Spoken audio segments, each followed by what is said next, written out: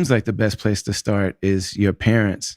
So your mother is originally from Tennessee and then lived in Chicago, on the south side of Chicago, and then ended up in Richmond. Yeah. And your mom's an entrepreneur, right? Yeah, mom was the first person from that side of the family to come from the Midwest to California. So my grandmother, grandfather, they were in Tennessee, Lebanon, Tennessee. Um, Mom migrated up north to Michigan first, I believe, and then from Michigan to Chicago, and then from Chicago moved to California. So she was like the first person, yeah, from that side of the family. You know, as a lot of African Americans kind of like migrated west. They came from the South, went up, you know, to the Midwest a little bit, and then went all the way west to California. And did she go straight to the Bay?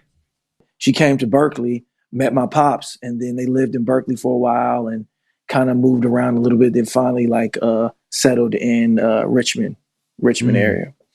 And I know that she did hair. Did she? Am I right in understanding that she had her own salon? Yeah, mom's was an entrepreneur. Entrepreneur. She started that when I was still in grammar school, I want to say, because I remember as a kid, there was nobody to like pick me up or get home, like to get home from school. So like on certain days of the week, I would have to go to like beauty school and sit, you know what I mean, off to the side while mom's was like studying, learning to do hair, to get her license, her cosmetology license. That was in Oakland.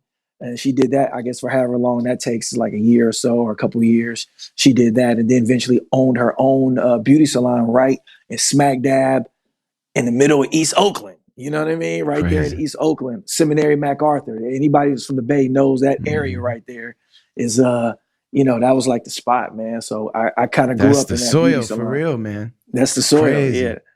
Yeah. Man, I saw E40 one time when he was talking something about his come up and his hustle. And he was like, man, we used to sell our tapes everywhere. Beauty saloons.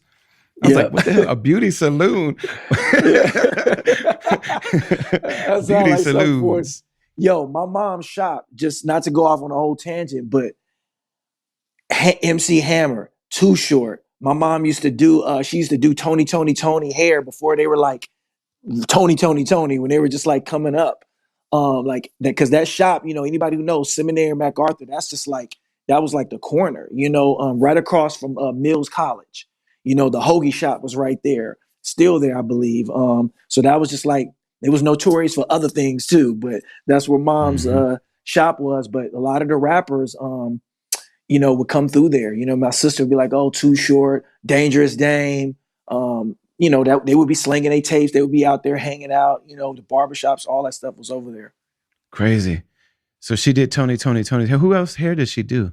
Did she do TLC's hair? Did I hear you say that she did TLC? MC Hammer, no, she didn't. That's TLC. MC Hammer, I think she did Hammer's hair a couple times. Because you know, Mm. back then Mm. everybody used to get like the Jerry curls. You know, in the '80s it was Jerry curls, S curls, texturizers. So she was definitely she did all that Duke. stuff. Yep, Duke, Nexus, all that. Yep. Cause But she I had a mean, your beauty hair, salon. mm. She had a beauty salon and a beauty supply too. So she was doing it. And then your dad is from Iran. Hmm. How common is that, or was that at that time in the Bay, to have a couple that's black and Iranian? Very uncommon. Very uncommon.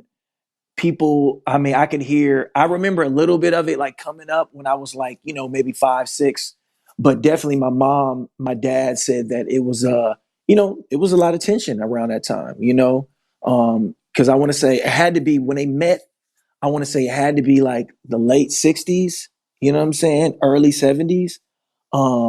And you know, it was racial tension, you know, not only from the white side, from the black side, it was just like, you know, some people, even though my father would never consider himself white, but some people would, if you ain't black, you know, in the black community, sometimes we look like if you ain't white, if you ain't black, you white. You know what I mean? So here is this guy. Hmm. So, you know, he was said that, yeah, that it was just a lot of tension, you know, folks would be like, you know, from the white side and the black side. And it would be like, you know, it was definitely an obstacle they had to overturn. I can remember even my neighborhood, they used to catch hate, you know, because people just didn't want to see an interracial couple. I guess if you consider that an interracial couple, yeah, they just, people didn't know how to accept that. But for the most part, people were over welcoming, open arms. Like our neighborhood was very it was tight knit. In Richmond, it was I guess people consider it like a housing project because it was like low income housing for people who are from the Bay Area. Crescent Park, it's at that, I don't know what it is now. I'm pretty sure it's still like that now, kind of like Section 8 housing, low income housing. By the time I was born, they had moved there. And it was each crescent was like its own like little neighborhood, and it was like a village, man. Everybody kind of looked out for one another. Um, those parents, next door neighbor, my mom's best friend, they would watch each other's kids, make sure everybody was okay. So it was all love in that sense, but it still was a lot of stuff that happens in the inner city going on. You have elder brothers and sisters from your mom's first marriage, right? Correct. Yeah. Four of them. What was the vibe like in the family, like for her family, and even for your elder brothers and sisters, to have this Iranian man like now, the man of the house? Like, what was that like for them? You know what? My dad basically, my oldest sister was a little older. I want to say she was probably just about to be a preteen when my dad came in the picture, but my father basically raised him, so he raised him from the get-go, so they look at my dad as like, for the most part, as like dad. So there was, I can remember stories that my sisters would tell me. Like at first it was kind of like, you know, who is this white man? You know what I mean? And my mom was like, he's not white. He's, Iranian. But it was just like, to them, like I said, it was just like, well, who's this new guy? Whatever, whatever. But then after a while, he took care of him. He took him to school. He, brought him to lunch, picked him up from school. He was very present in their life. And I didn't come till much later after. I didn't come until, 7, 8 years after my mother and father had been married. They had been married for like Oh, 7 years, I want to say, at least until after I came. So my father was in the picture for maybe like 10, 8, 9, 10 years, maybe. crazy! I didn't realize that part. Yeah, yeah. Yeah, yeah. So, my understanding is that your father's family wasn't in the picture, like wasn't in the house a lot, wasn't in your life a lot early on in life. And so your early years were really spent with your Black family. And it wasn't until later when your grandmother came that you started to really be introduced to the Persian side. Yeah. I mean, my father, we did have